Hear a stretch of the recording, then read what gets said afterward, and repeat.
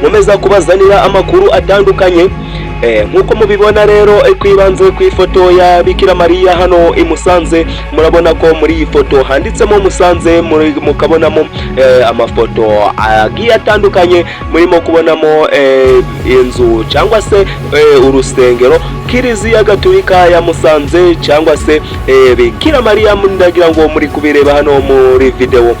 Nkuko mubyumva rero cyangwa se nkuko mugiye kubyumva hano, tubazaniye amakuru meza ku bakristo cyangwa se abaturage batuye inosi cyangwa se batuye u Rwanda rwose. Reka twitse gatoya tugaruke ku makuru arimo kuvugwa rero muri aka kanya hano i Musanze, amakuru yerekanwe na Bikira Mariya. Amakuru rero aremeza ko mu karere ka Musanze mu murenge wa Gataraga, Bikira Mariya abonekeye abakristo bose, abakristo barenga ibihumbi 3 aho bari bateraniye mu gusenga. Bikira Mariya rero urabona ko arimo mu bicu muri iyo foto, aho twazuminze ifoto tukagerageza kuyizana, ndagira ngo muri kubireba neza. Mu karere ka Musanze rero mu murenge wa Gataraga, Bikira Mariya abonekeye abakristo benshi cyane. Reka nkwereke video, gumaho cyangwa se utege amatwi uwihere amaso n'amatwi, reba video yose.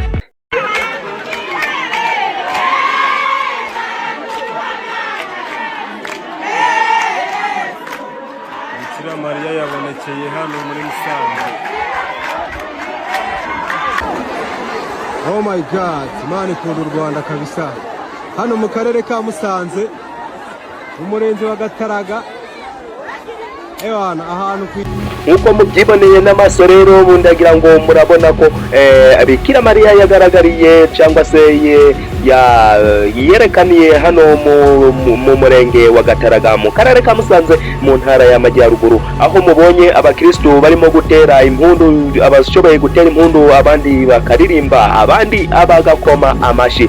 Ndagira ngo iyi video muyerekane cyangwa se muyigaragarize mbere y'ubwo bwa mbere muyibonye, muyisharinga abandi bantu benshi cyane, igihugu cyose kize kumenya amateka yabereye hano mu karere ka Musanze mu murenge wa Gataraga. Njewe wabagezagaho iyi nkuru ni nyita Dizzy Boy wagwan cyangwa se Ukuri TV News.